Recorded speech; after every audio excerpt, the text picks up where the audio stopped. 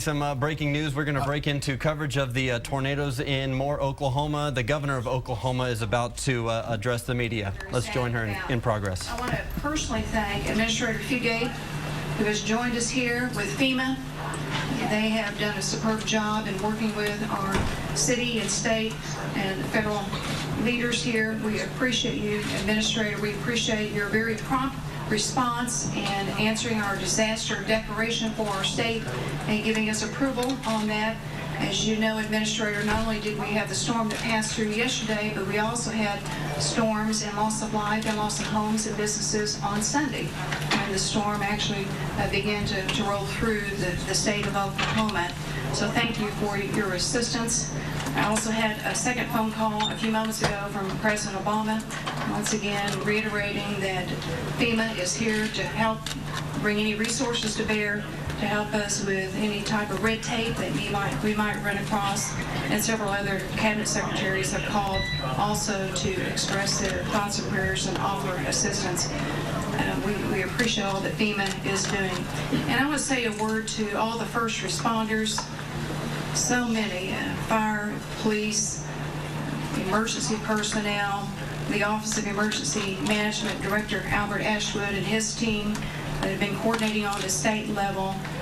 Thank you very, very much, and job well done to help so many people that are in need. This has been a big tragedy for the state, and it's not easy to handle something this magnitude, but I know that many people have worked around the clock and have put in extremely long hours in very dangerous circumstances helping our fellow Oklahomans, and we're very grateful for all of you.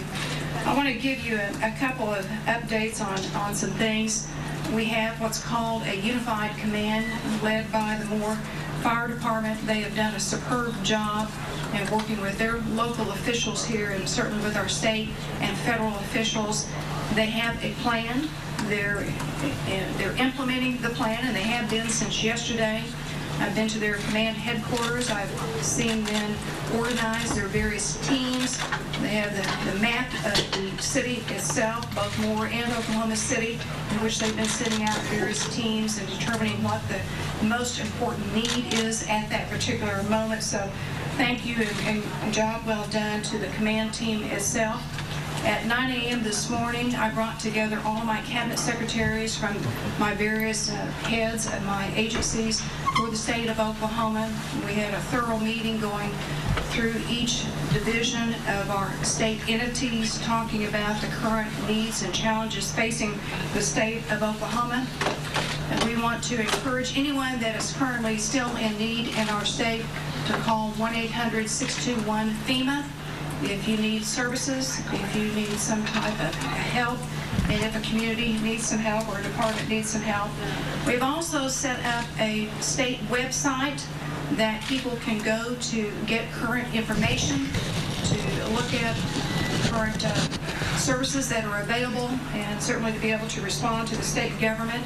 It is, the website is okstrong.ok.gov. And that website will be updated throughout the day and throughout the time period until we get through this. There will also be legislation that we are working on right now in the Oklahoma Senate and the House that will be a legislative vehicle to be able to tap our state rainy day savings account to set up an emergency fund for the state to be able to match federal dollars and to also help our local communities who are in need of services and funding right now. A lot of the communities are tapping their local resources. Certainly a lot of personnel is working overtime, and there are a lot of departments that are having to utilize some of their funding. And it'll also help us with matching some of the individuals who will apply for the federal assistance on the individual basis that have lost things, and to help reimburse the local communities.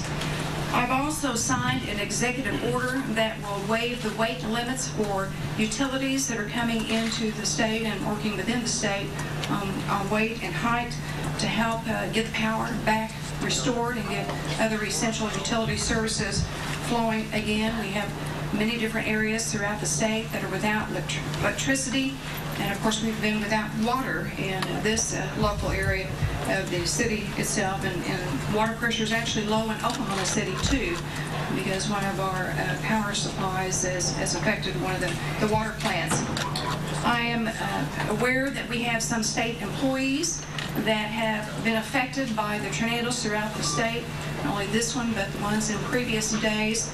And so for state employees that have lost their homes, and I'm not aware if any of them have lost any loved ones, but if they'll work through their agency head, we are going to give our state employees that have been affected 15 days of administrative leave, so they won't have to take their vacation leave or their sick leave to be able to get back on their feet and to take care of their personal needs. I visited with our Secretary of Health and Human Services. We have been working with our local hospitals and our nursing associations and also the state funeral directors. And we have plenty of capacity in our hospital to take those that have been injured. We estimate there have been around 237 injuries so far that we know of that have shown up at our various facilities. We also are working to set up mental health counseling centers in our various shelters, and we'll be working to establish a 1-800 number for those who need some counseling that have lost loved ones or have just faced some stress from all that's going on. We don't have any firm numbers on the number of deaths that we have experienced. We know that there are people that and bodies have been taken to the medical examiner's office, but we have also heard that there may be bodies that have been taken to local funeral homes. And so we are working real hard right now to try to get a more accurate count of the loss of life, and we hope to have better numbers on that. Our Department of Transportation has pulled together over 400 people throughout the state that are on standby to bring in various bulldozers and equipment when the time comes that we need to begin the process of helping to clear the roads better, certainly to keep those safe, and we will be certainly allowing people to do what they need to do to get their valuable possessions through the lost property that they have experienced, but we will also have the resources available to be able to begin clearing at some point in time in the future. OG&E is working very hard to restore power. We have had 38,000 residents at this point in time that are without power, 20,000 and more in Oklahoma City. And so we're working to get that power back up. One of the other challenges that we have faced throughout this time period has been the problems with communications, with cell service, and with telephone lines that have been down. And AT&T and Verizon has set up some mobile units to allow better communication for us. The Department of Agriculture and Forestry has also brought in heavy equipment to help when the time comes with debris clearing.